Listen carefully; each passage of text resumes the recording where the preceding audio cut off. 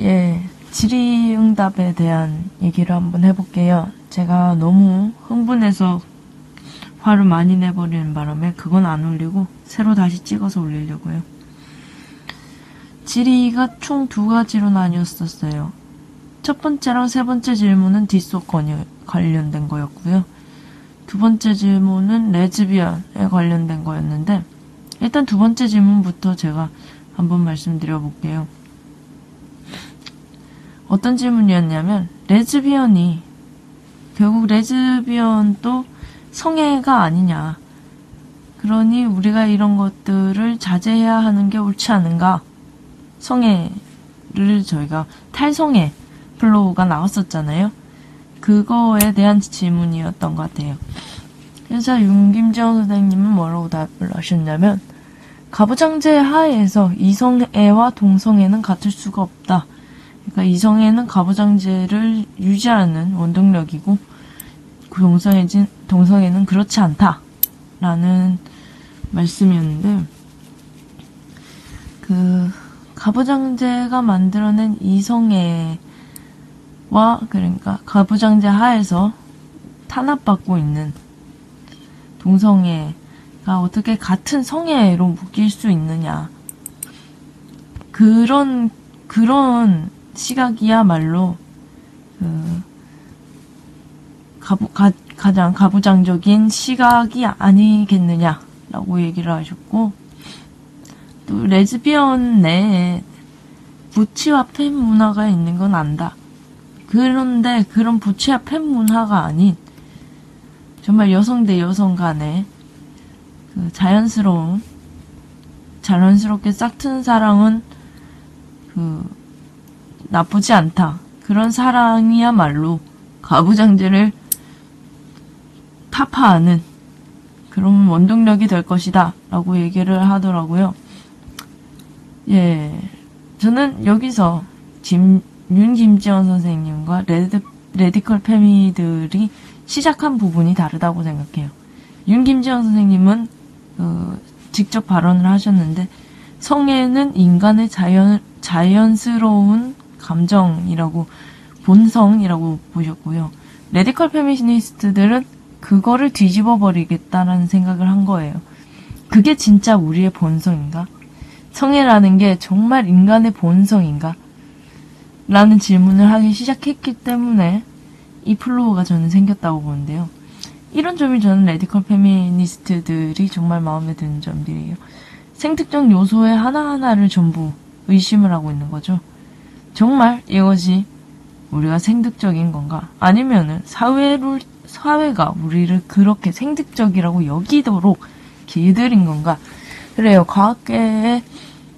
과학계에서 하고 있는 연구들도 사실 대부분이 기존의 이 가부장제가 만들어낸 질서들을 유지하려는 방향으로 연구를 하지, 그거를 뭐 뒤집어 풀려고 연구를 하고 있지는 않거든요.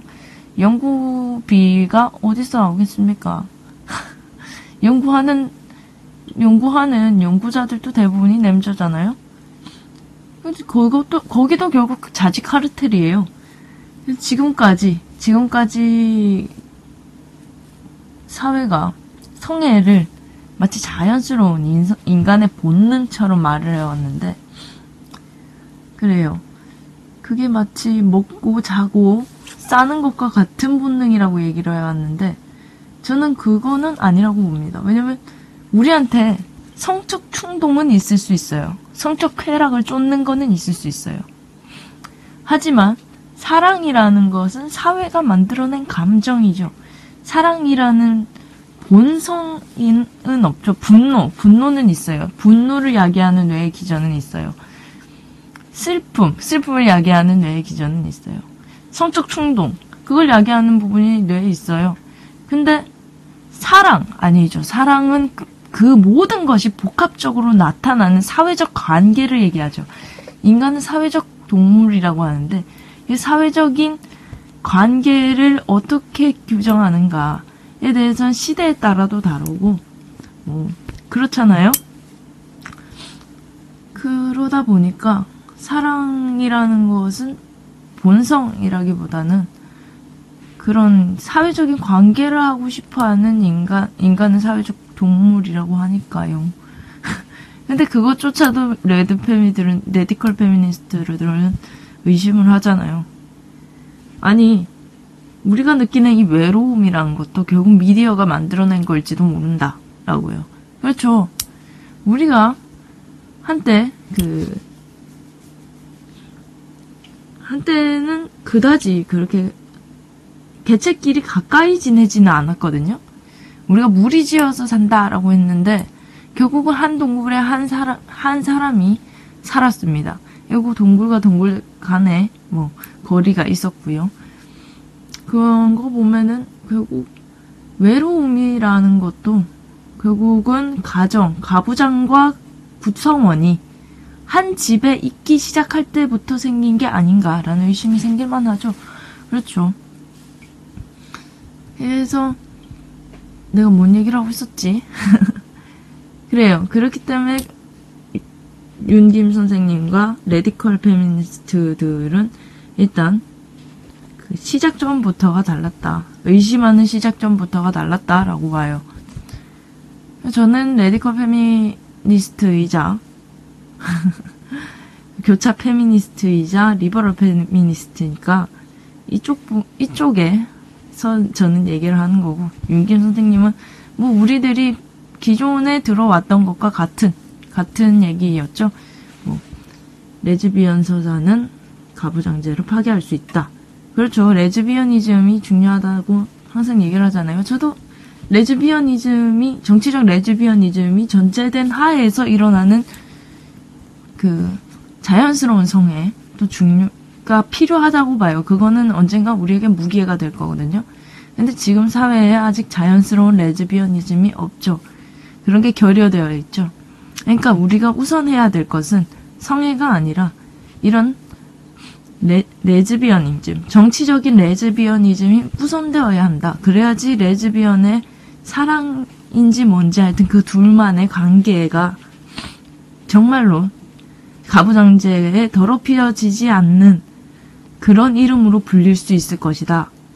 라고 생각을 해요. 그래서 그렇습니다. 저는 그렇게 생각을 해요. 일단 그렇기 때문에 윤긴지영 선생님과 저는 일단 다른 생각을 하고 있는 걸로 그렇게 생각을 했습니다. 여러분의 생각은 어떠신가요? 저는 그 플로우 동안 레즈비언을 배척하려고 하는 소수의 몇몇을 보았는데 그래서는 안 되죠. 그거는 아니고요. 저는 그냥 원론적으로 얘기를 하고 싶었던 거고, 결국은 성애라는 것 자체가, 성애를 가지는 여성을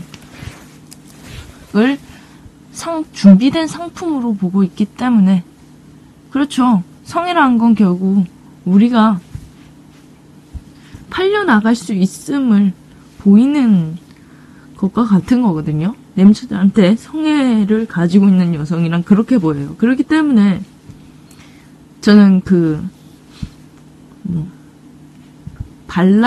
성적으로 발랄하고 자유롭고 주체적이란 말은 말이 안 된다고 윤김 선생님이 말씀하셨죠? 예, 주체적으로 섹스를 하는 성적으로 발랄한 그런 여성상이 페미니즘의 여성상이 될 수가 없다라고 저는 그렇기 때문에 봅니다. 성애를 가진다는 것 자체가 지금 가부장제가 여성을 억압하는 도구잖아요. 성애라는 게. 그거를 받아들인 채로 싸우겠다는 말이 되기 때문에 그렇기 때문에 성애를 가졌다는 것을 잠시 동안 탈코르셋도 우리가 싫은데 했잖아요. 성애에 대해서도 좀 잘라내고 비혼 비출산을 하는 게 옳지 않는가 그렇게 봅니다. 예.